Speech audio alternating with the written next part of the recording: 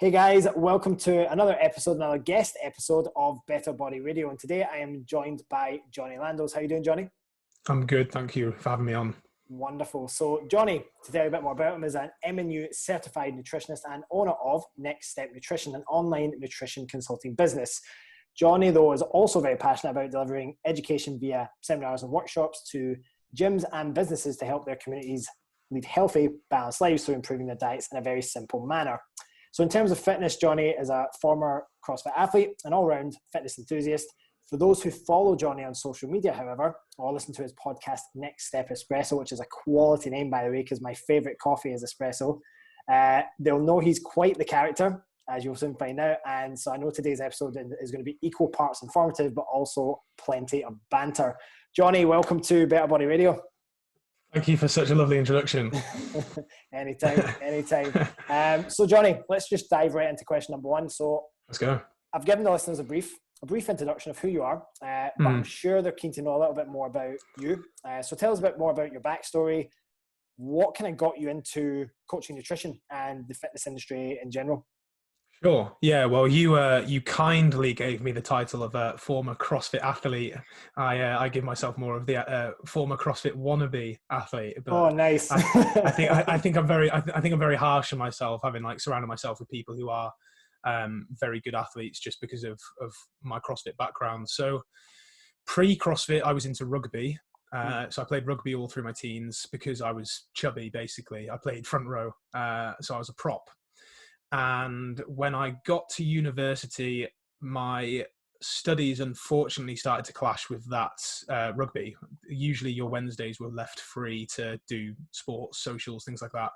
But because of my course and the amount of time needed and the tutors that were available to run the course across the 3 years, when I was in my second year, Wednesday was a full day, basically, of coursework that was practical coursework. So I couldn't play rugby anymore. Luckily at that time, my friends and I were getting into CrossFit, and it was very, very early back then. That was 2010. So it was CrossFit only hit the UK in 2009, I think, was the first CrossFit gym. CrossFit 3D, I think, was the first CrossFit gym in the UK. Right. And so the guy who opened up CrossFit Carlisle, which is where I was growing up at the time, was someone who had learned under Carl Steadman, who opened 3D. So it was very, very early days. Leading on from that, I basically just got hooked into CrossFit. I started coaching in 2012 for my gym, which at the time was in Cardiff. I actually moved down to Cardiff in 2012 to pursue a master's. So I was at CrossFit Cardiff at the time. I apprenticed at the gym there. And when I moved to London in 2013, I started interning at CrossFit Thames, which is in Canary Wharf. And later got offered a part-time job there, then a full-time job. I then became the head coach. So that's over the span of a few years. And through that time was when I was getting into CrossFit competing and things like that. So I competed at a few UK competitions. So I was never good enough to make it to regionals, which was the sort of the main event at the time. Unfortunately, it doesn't exist anymore. Main event, the event before the game. So if you were UK and you got to regionals, you were pretty good, basically, because you were within the field of Europe, which was quite huge. The best I ever did was one year I came 158th, I think, in Europe in 2015, which at the time I was I didn't make the top 60 because that's what made to regionals, top 60 men and women. But when you look back at the amount of men, you're okay, that was actually all right. As I said, I was quite harsh on myself with that. But anyway, that year was when I started to take my nutrition really seriously. So although I'd been into CrossFit, I was always a bit of a chubbier guy. I'd oscillated between trying to eat paleo or trying to eat really clean and then going off the rails on the other end because I was too restricted, or I wanted to eat the food that I wanted to eat, type thing. And 2015 was when I started working with a nutrition coach who introduced me to flexible dieting, which was very much if it fits your macros at the time. So just count your calories, hit your macros that I give you, you'll get progress. And because I was coaching CrossFit and training twice a day and living in London where you have to walk everywhere, I was losing weight on 3,500 calories and being like, this is magic. This is magic. I didn't understand what was going on. I was eating cereal before bed and losing weight, and I was like, this is the holy grail. And so that started my whole pursuit into nutrition, because I was like, no one in my CrossFit gym knows about this. Everyone's on the paleo wagon, you know, the Whole30, the clean eating thing. I was like, I've got to try and bring this to my gym. So I got certified by Precision Nutrition, as well as reading everything I could about flexible dieting from people like Alan Aragon, Army Ledge, and Mike Samuels at the time actually was a big writer in that space. And then I started just coaching people at my CrossFit gym on the side with nutrition. And that was the start of Next Step Nutrition.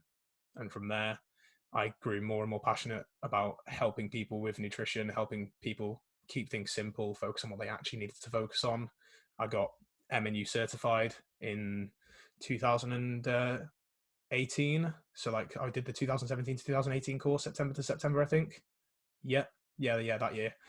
And then went full time with Next Step Nutrition in 2018. So it's kind of just been that kind of journey, really. And now here I am. Yeah, very cool. I mean, one thing I wanted to touch on as well, now I actually think we interacted once or twice in the MNU lab on a couple of different points. I remember posting it was about, and it was actually about nutrition specific to CrossFit at the time, because I was kind of coming off the tail end of my 5 years of kind of doing it competitively. I was fortunate enough with the way that the regions had got restructured that I was actually able to get to regionals as part of a team. 2016. This is when it was like the Meridian regionals, and you had some of the Asia was coming into the. Yes. So we were lucky. We were top 2 team in the middle in the Asia region, which is good. Oh, nice. So, but the number 1 team, and I'm sure you recognize this, was CrossFit Yaz. Yeah. And so they were just streets beyond everyone. And of course, that year they actually went on and got 3rd spot on the podium at the games. So Elliot Simmons in that team was actually at CrossFit Cardiff the same time I was. There you go. Yeah, because I know he did come from there as well, and he's a phenomenal athlete obviously now as well, as is his missus as well. Yeah. So one thing that was interesting, and I just thought this is a little bit of an aside from any of the other questions, is I found nutrition in CrossFit very interesting because there was a huge amount of polarization within there, and I noticed the same trends as you. Paleo was this big, or paleo is the way to go, and I think funny thing was, and I don't know if you noticed this as well, Brent Fikowski and stuff, working with like proper nutritionists, like ones who actually had a bit more of a balanced study background, and they did the whole before and after photos of this was me on this much nutrition and no carb, like minimal processed foods. This was me eating cereal and 550 and 850 grams of carbs on performance weeks and things like that. And obviously it was like absolutely yoked and ripped and everything else. What were kind of some of the biggest challenges you came across, or some of the biggest misconceptions in CrossFit that the athletes were kind of struggling with?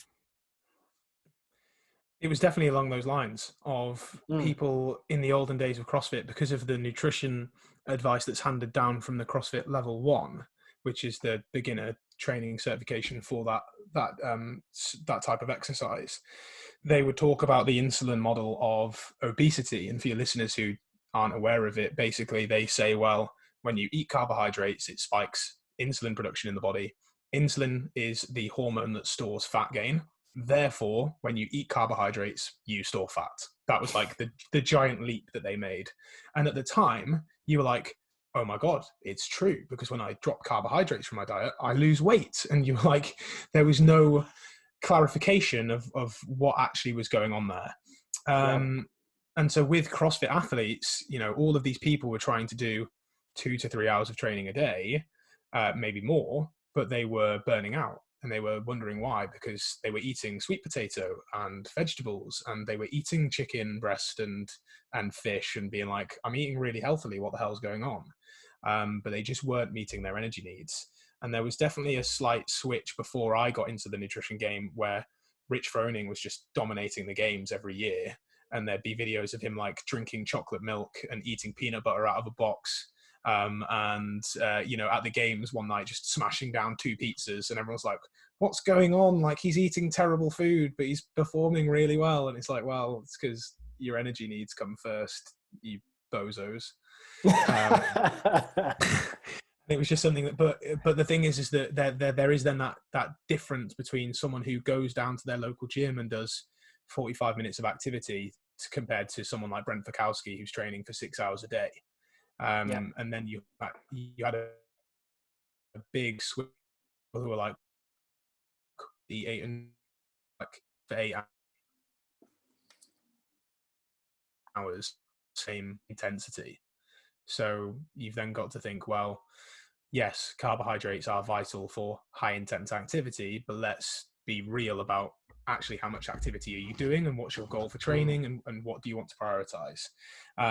That switch definitely happened at the same time I was doing my certification. Like, I noticed when I did precision nutrition and things like that, companies like Working Against Gravity and M2 Performance Nutrition and Jason Phillips Nutrition, which is now something else, Driven Nutrition or something like that.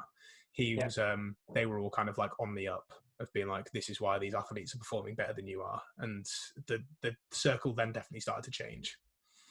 Yeah, I noticed that as well. And I think that the interesting thing is, though, is it just shows if you've got even a baseline understanding of physiology and how the body utilizes energy. We know that so much of CrossFit activity is, very glycolytic in nature. And so to not give it readily available sources of glycogen and glucose and the amounts that those athletes need as well, it just literally, for anyone who understands the physiology, it literally made no sense that they weren't, especially at the right times, like getting in, like maybe using things like cereals and like bagels and jam, and like using stuff that's a little bit easier to digest to just get energy in. So exactly the same stuff I noticed as well. And it is great to see things have evolved a bit. At least any of the great athletes I know, none of them are eating the classical paleo anymore. No, and that started to filter down. It just took a long time. So like I notice now when I go to CrossFit gyms, it's less about the basics because they know fundamentally what the basics are.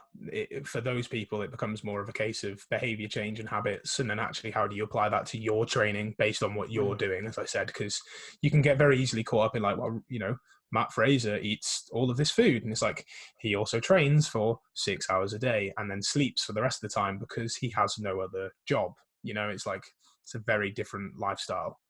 It's CrossFit is like a competitive sport versus a Gen Pop general preparedness program is like a completely different ballgame, right? Yeah, very different. And I think CrossFit itself haven't done very well at clarifying the difference.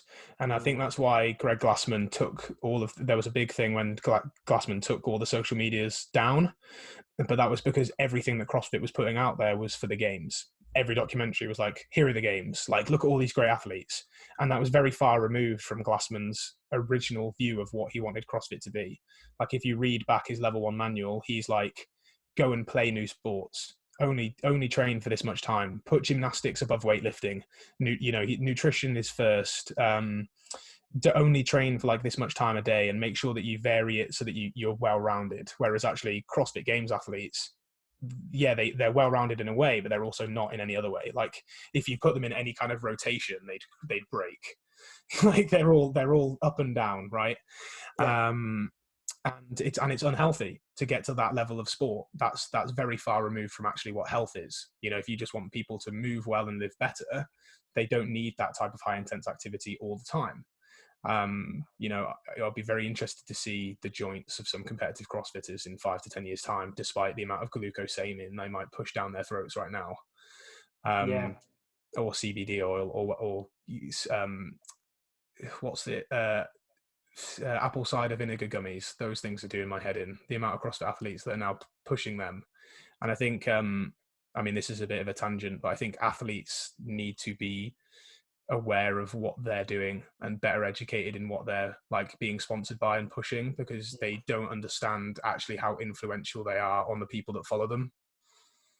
And the sport is very far removed from the health promotion that Glassman originally thought. And I think, a side note again, Glassman got a few things wrong with nutrition in particular. He was like, the best athletes are zone athletes. It's like, no, they're not. Not at all. But Sugar's the devil was the other one as well. His whole demonization of sugar and everything as well. I know, and his whole battle against Coca-Cola, whereas actually, not to like, but that's what he believed, right? So it's like, you've got to give all power to him for what he believes, and adding sugar to everything, as you and I know, isn't a great idea. But exactly. you want to be well informed before you take full hits on people. But yeah, it's an interesting one for sure. Yeah, I thought that was a pretty interesting and insightful tangent. I'm sure a lot of people will find some interesting stuff in there. So let's move on to our next formal question. So it's very clear from your social media that keeping nutrition super simple is a cornerstone to your approach as a coach. So where do you feel clients are getting most confused or potentially even the most overwhelmed when it comes to nutrition? They get overwhelmed and confused when they focus on things that don't need to be focused on. And they only do that because of what they hear or read or the information that's pushed down their throat. It's very easy for you to get distracted by shiny objects when you're in the pursuit of a goal. Like, I know this as a business owner. If I'm trying to grow my business and an ad pops up and it's like, you can get 10 new clients with this one new method, you're like, oh my God, I need to click this button. And Clickbait, clickbait. yes, even though fundamentally, on the other side of that, there's going to be a system that's very similar to the one that you're already doing now, and it's going to be a long game. And dieting is no different, right? Or getting your nutrition right is no different. There are principles that underlie every method that people see. But what people get blinded by are those methods, and then they get distracted by something that's different to what they're doing now because they see a result and they're promised it in X amount of time, and they then think, well, that must be better than what I'm doing now. And they don't fully understand the principle underneath, or if they do, they still get distracted by that shiny object just because they want that transformation quickly, and they want it not necessarily with less work, but like, because of the Amazon Prime generation that we live in, where you can get things at the touch of a button and you can get information at the touch of a button, they want things to happen quickly, which isn't their fault. It's the fault of the world that we now live in. And something that I'm communicating more and more now is this idea of this infinite mindset that we as coaches should portray to our clients if we're going to help them actually make transformations that last a lifetime. Because Ross, from being a fitness business owner, that there's a lot of push from mentors in the fitness business community who talk about transformation packages and transformation photos, and talking about, using a clickbait headline of how this person lost this much weight in this much time and you can too. And I've done it. I've used that on emails, I've used it on social media posts, I've done it. But the issue when you use things like that is that because they are physiologically different point, they've got different, lose that, setting them unlikely to happen, and then that might upset them, or it might feel like they've failed. And you've got then that interesting dichotomy of, well, it doesn't matter how long it takes you to achieve this goal. What matters is that you achieve this goal and then maintain it, because we've all been there with 30-day plans, 60-day plans, 90-day plans that are really, really extreme but unsustainable, because that's what every clean eating challenge I've ever done was. The Whole 30 is a 30-day, or the Whole Life Challenge even was like a 2-month challenge where you only ate paleo foods and you gave up all dairy and all added sugar and all alcohol, and you had to move every day and meditate and do mobility and all of those things and sleep 20 hours a night. And you're like, great, I can do that for approximately 1 day, and then after that, I'm completely screwed. Yeah. So it's people get distracted by shiny objects, and people get distracted by new methods. And for me, it's saying to people, well, it doesn't necessarily matter the method. The method needs to be specific to you and may change over time. As you reach a certain goal, or your goal changes, or your lifestyle changes, your method will change. Like me now, I'm desk bound now, and I work out once a day and approximately do like 8 to 10K steps, compared to the 2015 Jonny, who trained twice a day, pushed the boundaries of anaerobic performance, walked 20,000 steps a day plus, worked for 4 or 5 hours on the CrossFit floor, and ate 3,500 calories and lost weight. Like, if I ate 3,500 calories a day right now, I'd balloon. I can't do it. So and I don't track macros anymore, but my method is different. The principle that underlies the method I use is the same. I'm abiding by energy balance. I'm eating enough protein. I'm eating enough fruit and vegetables. So what I get my clients to do is look beyond the noise and the overload of information that is in the fitness industry and say, what actually applies to you? What changes can you make? And then these are the things that you're going to focus on. And then you just have to have your blinkers on. Anything that comes, like I say to all my clients, I was like, anything that comes your way and you're a little bit confused or worried, I'm like, just message me, like, just send me an email and we'll have a chat about it, because then clearly I need to help educate you in a certain way. So like, I might need to send them some research or something else that helps clarify some information they've seen, or just remind them of those principles. But we can all be drawn into it. As I said, as business owners, you and I will be like, ooh, new system. And you're like, oh, actually, it's consistent work applied over time equals results. 100%. Yeah, there's so many great points out of just that segment that are probably worth re-highlighting. I think one of them is just this this positioning that the fitness industry, especially the body composition realm of the industry, and like kind of physique transformation coaches and almost physique transformations have become like a bit of a sub-industry of itself within the fitness industry. And I think for the longest time, it was always about that 8-week, 12-week, like those really fast transformations. And so the funny thing was I was actually the director of training at a leading body composition gym out here in Dubai for about 11 months before I decided to move on, and for my wife and I to set up our own business to do it the way we kind of felt was a better way to do it. And their packages were based around 8 and 12-week transformations. And as I went through that 11 months and I look at the success rate, or should I say lack of success rate, and it was just a case of there's literally so minimal people that could even get close to their before and after that they really wanted within a 12-week period.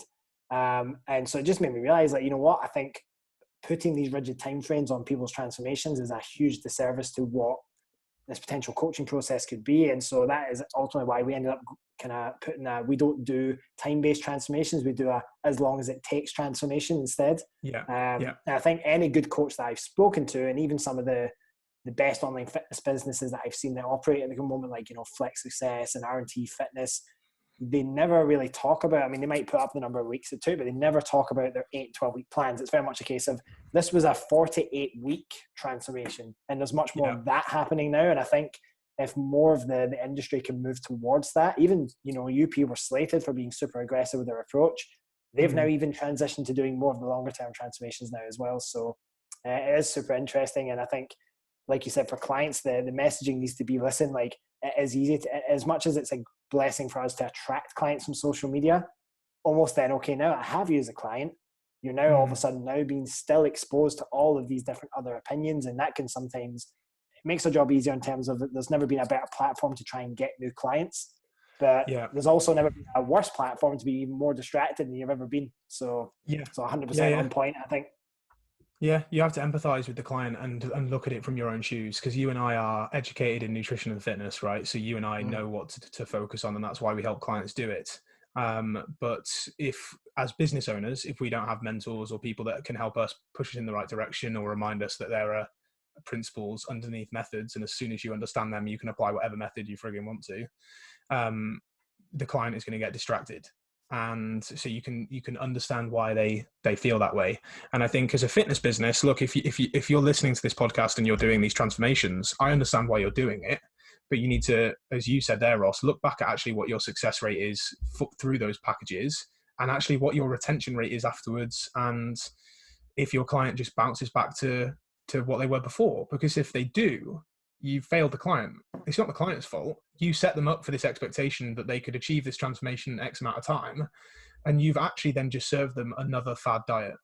They might as well have just done Weight Watchers or Slimming World, because they could, people can lose 10 to 14 pounds really easily, but can they maintain it afterwards and live the life they want to live? Because if not, you haven't helped them do anything. You've just helped them achieve a picture that they can now put on their Tinder profile for the next 2 years, and trick people into thinking they're shredded. And it's like, well, doesn't actually help anyone. And I've been there, I've done it. If you looked back at my social media last year, I got very caught up with a business mentor who was like, post before and after photos and do an 8-week program and say that you're going to get the people these results because you can do it. And I was like, yeah, great. And I was focused very finitely on my bottom line and how many people I was bringing in and how well my marketing was doing, rather than thinking infinitely of how am I setting up these clients once they leave my business. Because yeah, they might say like, got great results with Jonny, but actually I didn't learn anything and I can't maintain any of the results. Like, what's better?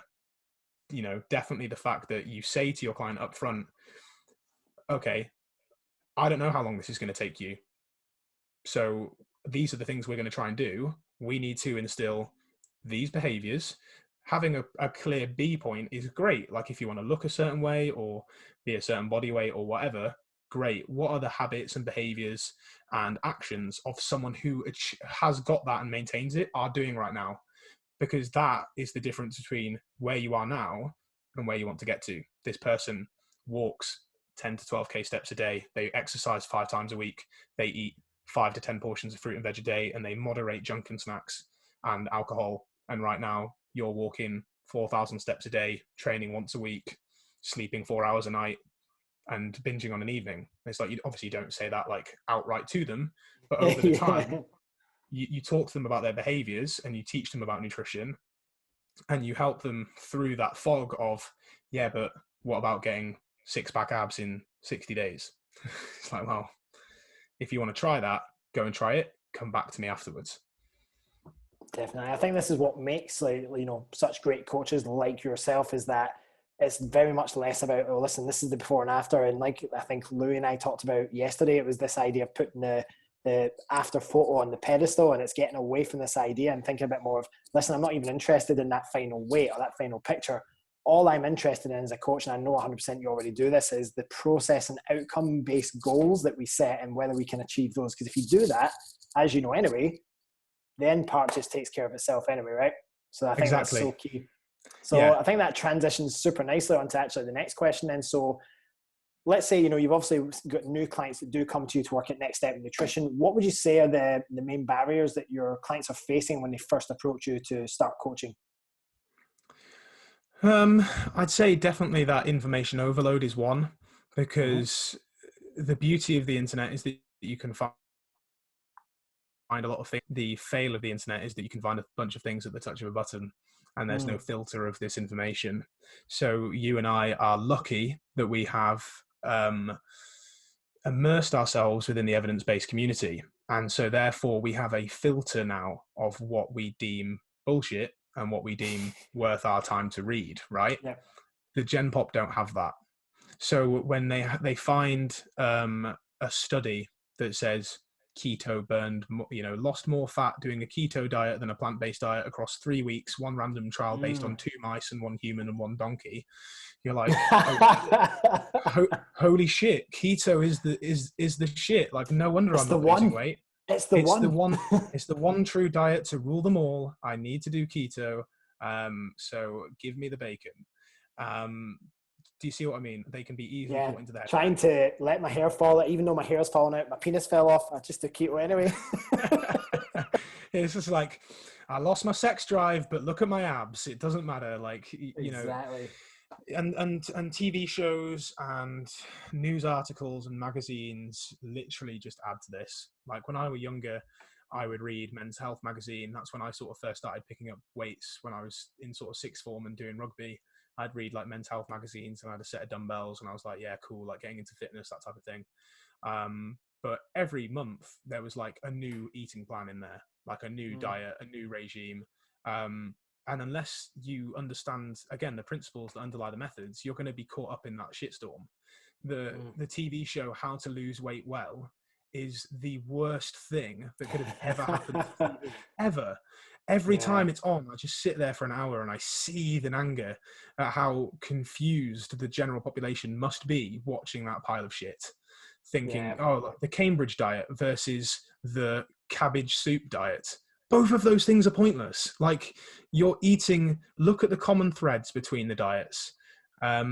So that's definitely the first barrier. We don't need to go down that rabbit hole again. Yeah. The second barrier, I think, is then actually that conversation of, okay, well, how long is this going to take? And what can we actually expect to do? Because again, people who, I think by the time that they're talking to me about working with me, or they are working with me, they've gone through you know, you and I talked before we went live about this pre-contemplation phase of considering change and who to work with. By the time people reach me, they've probably gone around the yo-yo diet cycle a few times, and they understand that I'm going to help them escape that. They might not be aware of how long that might take, and actually the transformation that does take, because when you transform your behaviors, you transform your identity. And when you transform your identity, you've got to be aware that the people that are around you may not like that. And that's a big thing, that we are, you know, the average of the 5 people we spend the most time with. So if you're spending all of your time with your friends and family, but these people have behaviors that aren't conclusive to living a healthier lifestyle, for example, like they're always down the pub, but they're not just at the pub, they're drinking quite heavily at the pub, because, you know, have some alcohol, I'm all for it. But if you're at the pub every evening and everyone around you is having 3 to 4 pints, and they're looking at you with your slimline gin and tonic and your water or your Diet Coke and saying, why aren't you having a beer? Why aren't you having some pork scratchings? Why are you being boring? Oh, have you gone into a health nut now? Like, oh, piss off. Like, do you think you're better than us? It's like, that's going to massively affect you, because your friends will feel threatened by your new changes. And similar with your family or your spouse or your loved one. If you're trying to cook healthy food, you and I both know, Ross, that healthy food is such a buzzword that it's just food, isn't it? Right? But we're just eating a few more vegetables, we're eating a bit more protein, and we're not eating crisps for breakfast. Like, that's basically, or if you are, you're downing it with a protein shake at least to balance it out. Like, yes. But people worry about cooking different meals, right, to their family. They're like, I don't want to eat separately to my family. Well, you don't have to. But if a family is used to having chicken nuggets and chips every night, and having cheese sandwiches for lunch, and not having a lot of protein and having excess carbohydrate based on their needs, it's going to be a big switch for you to come in and say, actually, guys, I think we need to be eating this way, and this is what I want to do. So it's just being aware that you need to be prepared to adopt a new identity, and the people around you need to be prepared to adopt that new identity as well. And you have to have that conversation with them. Like, this is what I'm doing. This is why I'm doing it. This is why this is why it's so important to me. I'm not asking you to change, but I'd love it if you could help support me in that change by being a supportive friend, a supportive spouse, a supportive family member, rather than saying, why are you doing that? You look great. Why are you doing that? Why are you being boring? Why are you being fit? Why are you being healthy? Why are you working out? Because all of those things are like cuts on the body. And there's only so many cuts that you can take before you either give up, or that relationship will be affected by it. Yeah, it's funny. Like, I'm just a lot of head nodding there, because it's just so many of the conversations that we've had as a team recently around what are some of the things we're coming across with clients and new clients. And I think that exact conversation you were talking about in 2 parts is, one, the support structure you have around you is so undervalued and so under considered when it comes to coaching. I think it's great that you put such an emphasis on that. And then the second point is, I read a book very recently by a guy called Maxwell Maltz called Psycho-Cybernetics. Don't know if you've heard of that one or not. But it's a brilliant book, and it's this plastic surgeon essentially, and he obviously addresses and has experienced this phenomena where different people will come to him and someone might change their face. You get plastic surgery done, and it makes them feel happier, and they go away and they do X, Y, and Z. However, you get the other people that they get the change done, nothing changes. They're still miserable. They're still depressed. And like you said, the exact word you said, what it comes down to at the end of the day is it's what is going to allow that person to shift their current identity to a new identity, which is more resourceful. And so someone could change their face, and that was enough for them to make a bit of a switch between their identity. But of course, it was never about the face changing. It's whatever happened in the process of that occurring that kind of triggered something to change about how they perceive themselves. But for others, and I think this is very pertinent to transformations as well, is that you can, achieve that before and after photo. And we've seen this with, physique competitors, is you can get in shape to then go and step on stage, or you can, for example, work your ass off to go and compete in that high level at CrossFit. But that doesn't mean you're necessarily going to be happy unless you address what's really important. And unless, like you say, you've got all the other factors outside of the gym addressed as well, which is, when you go home, for example, you may be elated when you're at the gym and you have an incredible time around that community, but then you go home and you're constantly being bombarded with pressure and jealousy and people projecting their insecurities on you, because they feel like if you're changing, it's highlighting a spotlight on them that they need to change, even though Yeah. the reality is that, and I always tell this to my clients as well, and anyone going into the gym for the first time, yes, your friends and family care about you, but no one cares about anyone else more than themselves. Most people are just more concerned with what do they think of me? How do I feel about myself? And so on and so forth. So I think this idea of being willing to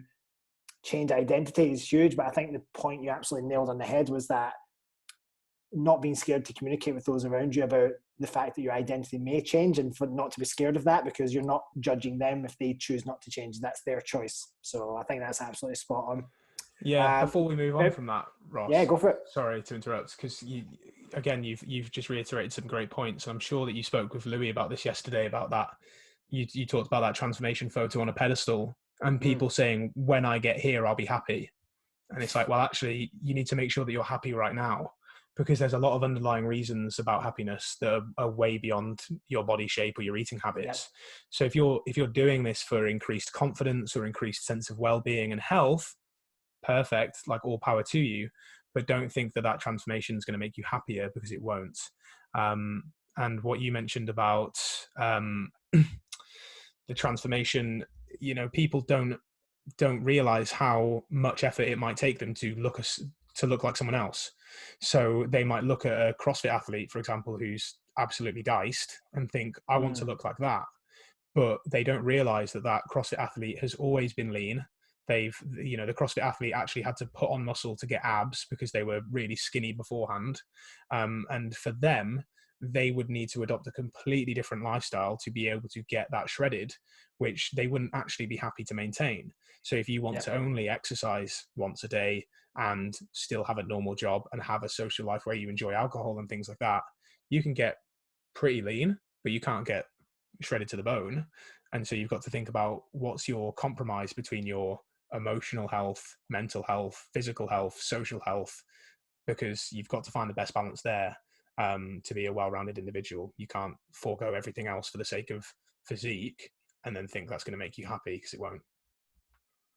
100%. Could not agree more. And that will definitely brings on to a really good segue now. So I think one thing that we tend to find ourselves doing as nutrition coaches and personal trainers and transformation coaches is we're finding ourselves battling a lot of common nutrition myths almost on a daily to weekly basis. And I'm sure you end up having to do this with a lot of your clients as well. It's like a bit of a, like you say, this becoming the bullshit filter for your clients in terms of all the information that's out there. So if we're looking at myths specifically, which myths do you tend to find yourself, would you say, like addressing the most often, both for your clients and also just through kind of engaging with your audience on social media? Yeah, it's definitely changed because of the growth of the community, and I think the growth of my audience. I think I could do a better job at bringing back the old ones more, because I think we make that mistake again as evidence-based professionals of thinking that everyone knows what we know because we see it on our social media accounts, like all the great information. But that's because we follow all of those accounts, whereas we have no idea what our followers follow and who our clients follow. So it's even if your post about carbohydrates not causing weight gain doesn't get a lot of traction, for the people who did like it and comment on it, that might have really helped them that day. So it's about looking beyond the metric of like, oh yeah, but the rest of my audience already know that. Like, it doesn't matter. If only 1% of your audience didn't know that, you've served someone that day, and that's really important of spreading the good information. So I definitely think I could do a better job at bringing all of them around, but the ones that I particularly focus on right now relate heavily to scale weight, for one. People put a lot of emphasis and emotion on their scale weight when they don't track it accurately enough, and then they also aren't aware of why it will fluctuate and when it will fluctuate, and they're not aware of the progress they could be making outside of the scale. So for example, your scale weight might remain stagnant, but you're doing everything right, and if you're only using that as the measure, you're going to feel like you failed. You said earlier in the show, Ross, about you can't control your outcome, you can only control your process. So you have to be blinkered on about what you're doing behaviorally and process wise, and you've got to let the outcome take care of itself, because you will know that it will go the way you want it eventually.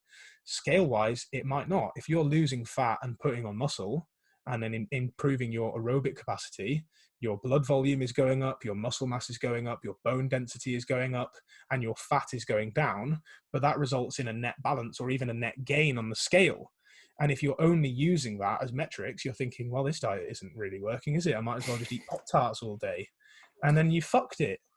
So you've got to think about, well, let's take some body measurements. Let's also be aware of what your performance is like in the gym. How are your clothes fitting you? Take some progress photos. Know that these things aren't linear. You've got to educate people on all these things. And still then, they'll put all of their emotion into the scale. So that one is literally one that I just have on a monthly repeat in terms of content, because it's always relevant to your audience. It's funny though, just so I can interject there, Jonny, just before you move on to probably the next 2 or 3, because there's definitely plenty you could probably touch on. I find the scale weight conversation so interesting at the moment in the industry, and I don't know if you've noticed, and there's a lot of practitioners that I really respect, like the likes of, you know, Shannon Beer and some other people that are obviously really trying to do, and Amelia Thompson, really doing a good job of kind of exploring the kind of self-compassion and the kind of the more psychological aspect of nutrition. And I think that's hugely underlooked, and I think they're doing a great job of that. And I know they are fairly balanced in their approach, but I think sometimes what there can be a danger for some clients is that they almost get to a point where they look the opposite way and they're like, oh, well, the scale weight just doesn't matter at all. And I think, as you'll probably know from working with anyone who's achieved a really significant transformation, I think it's a bit a myth to say that the scale doesn't matter at all. And this often you find this is the opposite message that's given to people. Oh, don't worry about your scale weight. If it doesn't change, it doesn't matter. Well, I think what we need to almost try and be careful of is that it doesn't matter in a short space of time, and understanding, yes, there are multiple measures of success. Like for me, I've had the last 3-4 weeks of nailing the process, and I'm on a bit of a cutting phase at the moment. My weight really hasn't changed on average for about 3-4 weeks. And, you know, from going back and forth with my coach, Callum Rystrick, and kind of just, you know, saying, well, actually the thing is I'm sleeping better, my energy's better, I'm performing better. I've been doing more cardiovascular stuff recently, and that's been getting better. And so there's a lot of measures of success which are clearly improving, as well as feeling tighter, visually looking a bit better. So I think it takes being kind of accountable to someone else, being educated to say, well, there are multiple measures of success, understanding maybe why the scale isn't currently changing, but it doesn't mean that in the macro scheme of things that it doesn't matter. Because I've had some clients, for example, that, you know, I'll ask them, like, how much weight do you think you need to lose to get to your end goal? If you had to really put a guess on it. And obviously I preface that with saying I can't tell you an exact number, but like 5-6 kilos. And I'm like, so try doubling that and some, and that's probably more realistically where it's at. And that's quite hard for a lot of people to take, because like, wow, well, it's really going to be that much. I was like, well, it just depends how far you want to take it. Some people don't want to take it super far, and that's perfectly cool if that's their goal. But if someone's wanting to go from being skinny fat or really overweight to, you know, being either a 6-pack or very close to it, that's a significant shift in body composition. And that's not going to come from a zero shift on the scale. There is going to have to be a significant movement there. So I think it's being very careful with the messaging, and also the context that we provide the messaging in, I think is so key. Yeah, absolutely. I think it comes down to that client start point, where they're at now, what their goal is, and the method they do to approach it. Because, you know, if someone's a newbie and they're going to be putting on quite extensive muscle at the same time, then the scale will change quite aggressively at first, and then it will taper out. And I think as a practitioner, what you need to do is educate the client on why that happens, what, you know, and what the expectations of weight loss are, how much of a deficit it would take to lose X amount of fat if all things were equal, and then talking to them about, you know, the fluctuations, and how I say to my clients, you either track your scale weight and 3 to 5 times a week and measure an average, and you don't attach any emotion to the number you see each day, or you don't use your scale weight at all and will only use the other measures of measurements, photos, subjective feelings of hunger, appetite, sleep, how your clothes feel, and all of those things.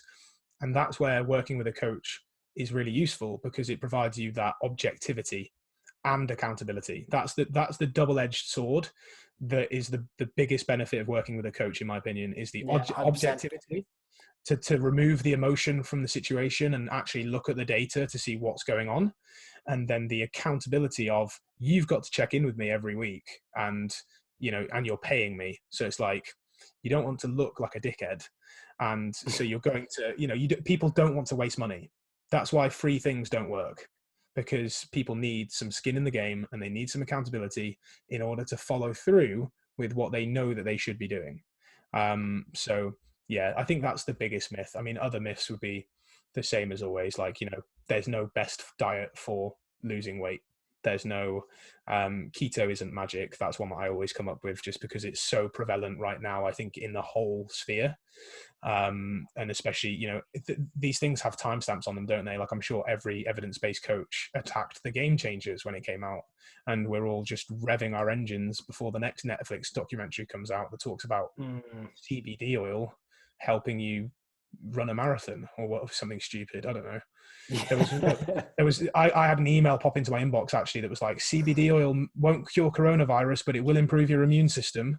I was just like, oh my God, I'm putting content about that instantly. And, instantly unsubscribed from the mailing list, which I didn't subscribe to anyway, and reported the advert, because I was like, that's just unsafe. Anyway, yeah, there's 100%. Plenty of them. You could do a whole podcast on myths. Oh, I know, Nutrition Myths. So it's funny, I'm actually speaking at a virtual summit on the 15th of May. It's from a company that's based here. And the actual talk is based on nutrition myths. Because if you think the myths are bad in the UK, imagine time warping back 15, 20 years. And that's kind of how Dubai see things. And that's intermixed with all the expats from the Western world that are kind of experienced to some of the newer ones as well. So you've got all the Middle Eastern and other countries around this area that are back about 15 years, and then you're getting that mixed in with all the current stuff that we're all talking about at the moment, and it's just, oh my God, this is just a cluster of absolute madness. But yeah, just one thing I want to summarize for the listeners that I thought was a really key point from what you just said is, when it comes to scale weight, because it is a huge topic that gets brought up again and again, is this idea of comparing average weights is huge. And it's something we do with our clients. Like we get them to log it, like you said, 3 to 5 times a week. We have our sheets, our check-in sheets, the weight gets calculated as an average and automatically goes into a summary. And it's amazing for clients to see that graph when they're like, oh, but look at these fluctuations intraday. But from week to week, it's amazing to see like that more consistent trend when they kind of get away from this, oh, well, my weight was this yesterday and now it's bumped up by like 1.5 kilos. And it's like, I don't even want you to think about that. We're not going to get into the minutiae or majoring in the minors right now. Let's just process. So it's so exactly. Key. For your listeners, if they don't have a spreadsheet or anything they're working with, my recommendation is an app called Happy Scale. And the beauty about Happy Scale is that it tracks a moving average. So then even if you forget to weigh yourself for a week and you put in your weight on like a random Tuesday morning, it will still track your average based on all the other data you've put within it. So even if you're like, you haven't tracked your weight for a week and a half and for some reason you're up 2 kilos, a lot of people will then think like, oh, I've not been tracking my weekly average. I've clearly gotten fat. Like, oh no, I had too much water in lockdown. Like, oh, Jesus Christ. Like I need to go on a cut. Where's the Cambridge diet? But actually it will say like, your average is still this. And you're like, hey, and you can go back into weighing yourself averagely because you're not a Slimming World trainee. And then you can, get back on the horse essentially of weighing yourself averagely. That's brilliant. I will definitely link that into the show notes for the guys so that if anyone's interested in that, they can go find that. But brilliant tip. Thanks for that, Jonny. Right. So I suppose the final question before we get into what we know is the Quickfire Round, which is a nice, fun and bunch of random questions that we just throw at you and we get to know you very personally and see what's going on with Jonny. I'm nervous for that. It doesn't strike me that you'll be nervous at Jonny. I think you'll be reveling in the challenge. So question 5, last question before we dive into that, is what motivates you most as a coach? I want to change the way that this country sees nutrition. That's what gets me out of bed in the morning. Like I grew up in a slightly overweight family. My mum and dad were both a bit overweight, both workaholics. And I was then an overweight teenager, and I saw my mum go from fad diet to fad diet, with varying success, just to put it back on. And my dad unfortunately passed away when I was in my teens from a heart attack, which is a lifestyle related disease. And that kind of thing has a lasting impact, as you can imagine. And it makes me want to prevent that from happening to other people. We've got a huge issue at the minute with obesity and lifestyle related diseases, and the best cure is prevention. because you and I both know, Ross, that actually as soon as people get in that way, it requires a large amount of behavior change, and their bodies are also metabolically different. The weight loss data shows that when people lose large amounts of weight, their metabolism can be affected for life. Their hunger levels will go up, and they will be more likely to put that weight back on. That's exactly what happened in the Biggest Loser study. And the best cure is prevention. And if we want our kids to be happy, healthy, and have a balanced relationship with food, where they can enjoy their cookies and chocolate milk, but they understand why they're eating broccoli at dinner, and they don't have to finish their food, they don't have to have dessert, and they understand how to balance alcohol and all of the good things in life. They know how to go to a wedding and not sabotage, and they know how to enjoy their birthday party without eating 10 slices of cake. Then we're going to have a much healthier and a richer economy overall, because our economy won't be focused on helping these lifestyle related illnesses. It can focus on other things. And that's what gets me out of bed in the morning. I love that. It's the whole idea of, rather than just constantly accepting the band-aid methods, we start to really look at the cure, they being the root of the issue. So I think that's awesome. Cool. So let's dive into this quick fire round. So are you ready, Jonny? Yeah, go on. We'll make sure you try not to get burned along the way. So, flat white or latte? Flat white. Nice. Favorite single origin coffee? Brazil. Oh, nice. South American. I like that. Rich Froning or Matt Fraser? Matt Fraser. Nice. Dan Carter or Bowden Barrett? Dan Carter. Good man. That's the right answer. Cats or dogs? Dogs. Nice. Go-to meal out? TGI Fridays. Oh, nice. So it's an old school one that's been around a while. So if Corona ended tomorrow, where's the first place you would travel to? The Northern Monk Brewery. Nice. You're a fan of craft beer? Massively so. Yeah, I've kept them in business during this lockdown period, to be honest. Brilliant. My brother is a huge craft beer enthusiast, so he'd be happy to hear that. If you could only take 3 items onto a desert island, what would they be? My mobile phone, unfortunately, that's bad, isn't it? My mobile phone, sleeping bag, and my girlfriend. Nice. Do you know how many people have forgot their spouses when you ask that question? It's hilarious. Now, always the question I have with the mobile phone one, though, is how are you going to keep it charged? Very true. I'd probably then realise very quickly that I didn't need it and would be happier without it. So it was a bad decision. Who was your favourite podcast guest to interview so far? Oh, come on, Ross. That's hard. I mean, none of them are going to listen to this, are they? Let's be honest. Eric Helms has got to be my favourite guest. And I'll give you some clarification. I think him and I just have great conversations. The conversation ebbs and flows really well. And then when what you've done really well in this podcast is summarizing and reflecting points. And then when you do that well as a host, it then allows the guest to add to that point, and then it flows very nicely without you kind of getting into awkward silences or pauses or thinking, crap, where were my questions? So yeah, he's just a sound guy, and that's what I've had him on 3 times now, just because the conversations are always really good. Yeah, he's a cool guy. I listen to his Iron Mastery podcast sometimes with Omar. I can never say his surname. Omar Isuf. Ursuf or Isuf, however you say his name. But it's always he's got good banter. It's the right mix of geek and intelligence with just good old banter. So yeah, he's a good lad, Eric. That's a great show. Yeah, it's really good. Awesome. So on that note, who should we have on the podcast next? Well, you mentioned Shannon Beer earlier, so I'm guessing that you probably have her lined up. I haven't reached out to her yet. You should do. As you said, she's doing a lot of great work with Gabrielle Fandaro at the moment about like conscientious coaching and bridging the gap. And her and I share a lot of parallels with that idea of setting up your clients for success. And what Gab and Shannon are doing quite well. They were talking about intuitive eating first, which is a whole topic in themselves, but then they're both very heavily into motivational interviewing and behavior change. So she has a lot of good things to say on that topic. Nice. I will definitely reach out to Shannon and get her on, because yeah, she does have a very good, she has a very nice perspective on that realm of things. So definitely. Yeah, absolutely. Awesome. So, Jonny, I guess the best thing is we will definitely link a link to your podcast in the show notes as well. So obviously, one thing we didn't mention is that Jonny has a great podcast called Next Step Espresso. So, well, I mentioned that at the beginning, but just to reiterate that, I forgot that I'd mentioned that. Where's the best place for people to find you, Jonny? So the best place other than the podcast would be to check out Instagram.